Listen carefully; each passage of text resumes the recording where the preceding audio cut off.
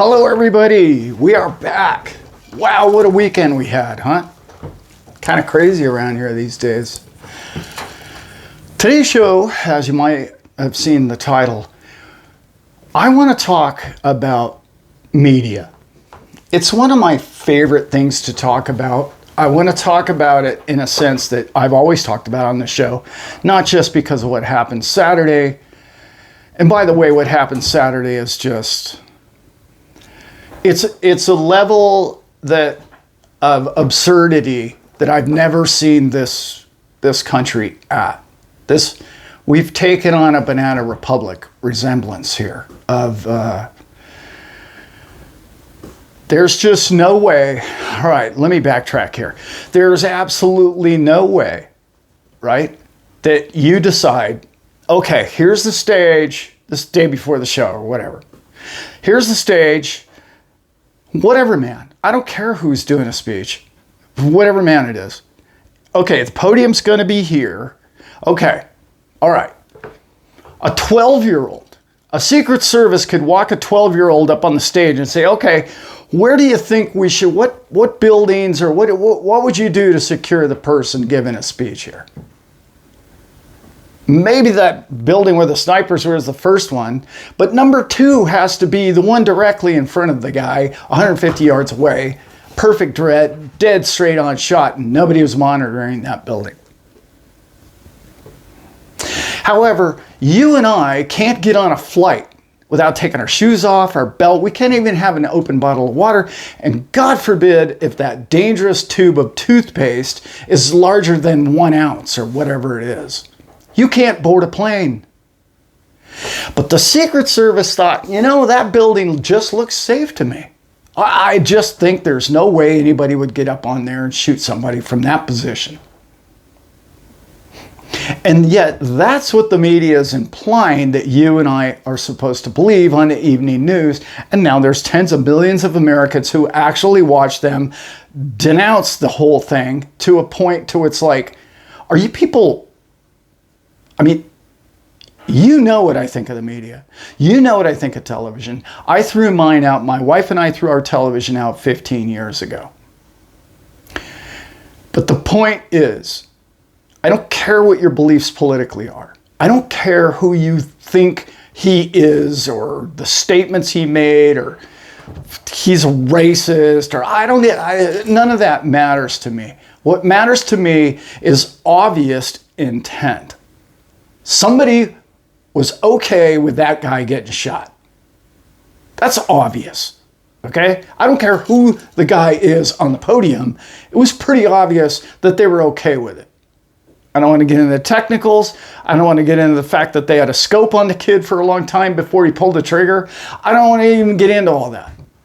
It just fries me when I hear people tell me, oh yeah, maybe you planned the whole thing, and maybe this is that, maybe it's a publicity.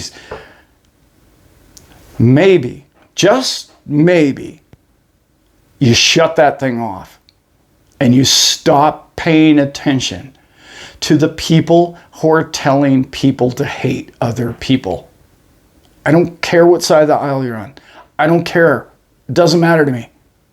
I know that the television has been spreading hate for many, many, many years. I tell this story because it's important.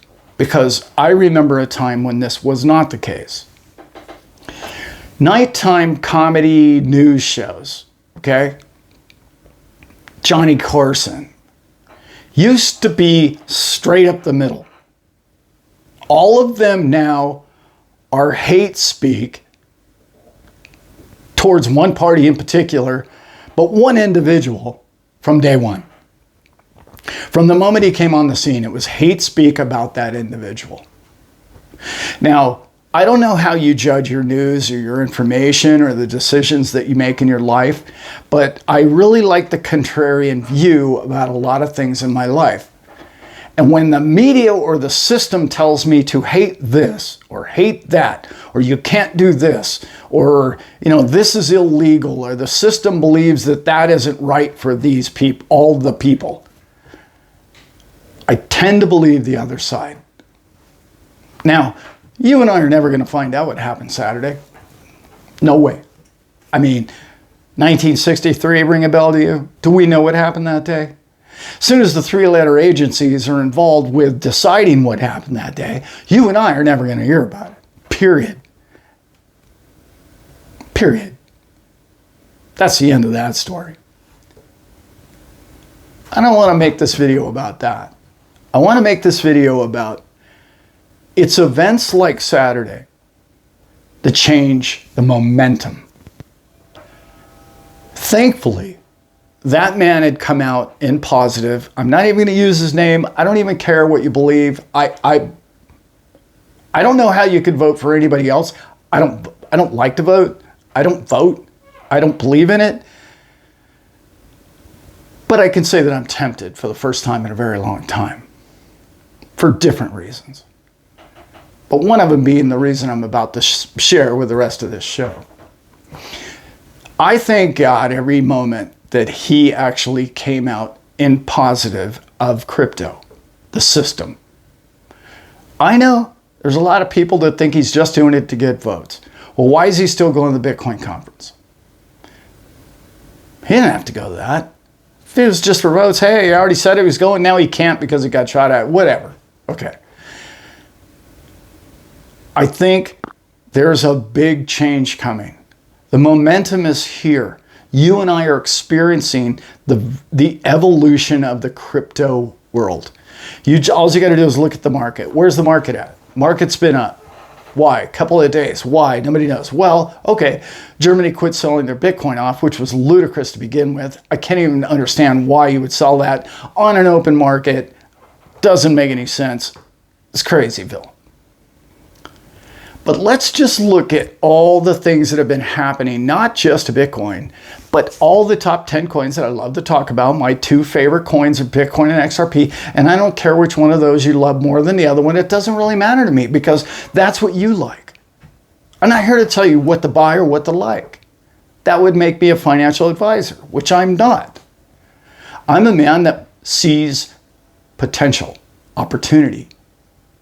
And I really believe that for the first time in a long time in the crypto world, we now have momentum. And this momentum is making the other party, in this case, opposing the person that I'm talking about,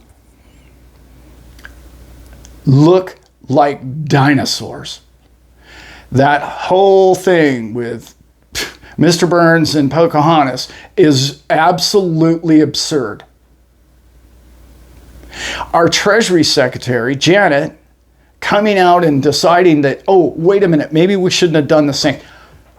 I'm telling you, the week they did those sanctions, I came on this channel and I told all of you, this is a slippery slope. I don't care what you think of the Russian people. You do not destroy the treasury bond over your opinion of what the leader did. They, in good faith, supported the U.S. Treasury market and purchased them because they knew they were good as gold, and then you threw them under the bus and pulled the rug out from under them at the same time, and then now you're standing back trying to explain to us that you didn't know this was going to happen. We don't understand it, and how come the Russian ruble is stronger than it's ever been before? That's where this show is going, because my point is no, not going down the BRICS road. I'm not.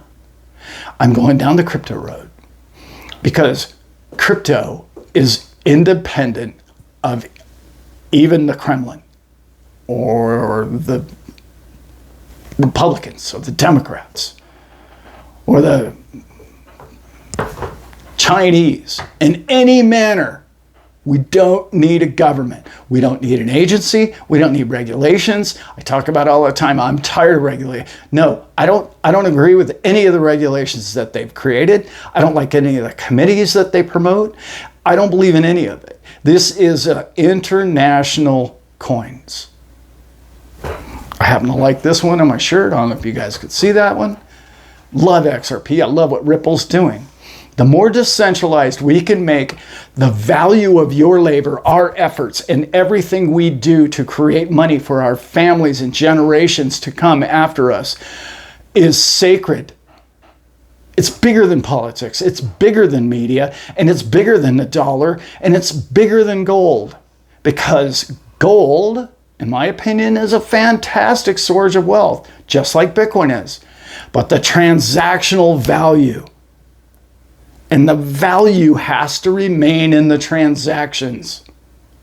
This is where other coins like XLM and XRP thrive in the markets to come. Bitcoin is fantastic at what it does. I love it. I appreciate it. I think it's going places. I really do. If you think its technology is old and it's done and it's tired, good for you. Good. I'm happy for you. This world is evolving technologically, but people are waking up and people are seeing, uh-oh, that system in which I believed. I used to sit in my lazy boy every night and listen to the evening news, regurgitate the same message pound it into my head until I became brainwashed, until I think this is that, and that is this, and that's reality, and that's the only reality, and the dollar is the only reality, or this is the only reality, and this country bad, and this one good, is over, my friends. Those days are done. Wake up, get off the couch, and understand you and I have the opportunity of a lifetime to create the future of this world through blockchain, through open source blockchain that is decentralized. And it's spreading like fire. The markets are way up. It's crazy. 63, almost 64,000 in Bitcoin today. It's almost 54 cents in XRP. This is the moment. We have the momentum. The momentum of these coins and the situations that have occurred over the weekend are turning points. All of these are adding up. I don't want to list all of them that have been so successful for XRP over the last year, 6 months. Court case after Gary being in trouble, after all of it, after senators coming after Gary, and after people time after time after time. The SEC has overstepped their bounds. We know that. We've known that forever. Now they're all figuring this out. This is turning points. We're not there yet. We're really, really close.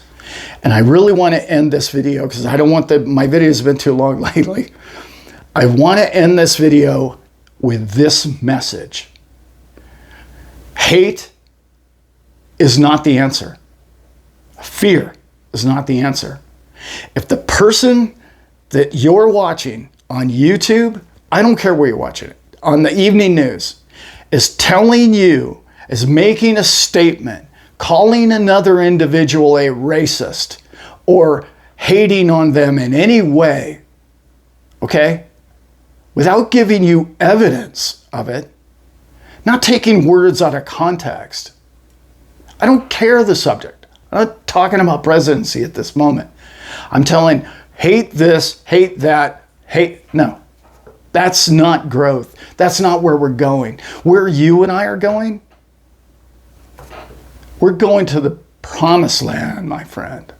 We're going to where it's going to be more accountability, more honesty on the blockchain. I know it's early, but just think of the lives that are going to change. And you're in the right place. You have what I'm going to call, obviously, we all talk about generational wealth technology that is going to only create a better world as the whole thing evolves. Again, my show, my opinion, it's just one man's 2 cents. I have to shut this one off because I'm about to go crazy on something else right now, and we're not going to do that. I love you guys all very much, so much. Thank you so much for watching my show. It's a pleasure. I do a few other shows, and I'm not even going to list them right now, but if you are interested in joining any of my stuff, look me up at thestaplecrew.info. And with that, I am out.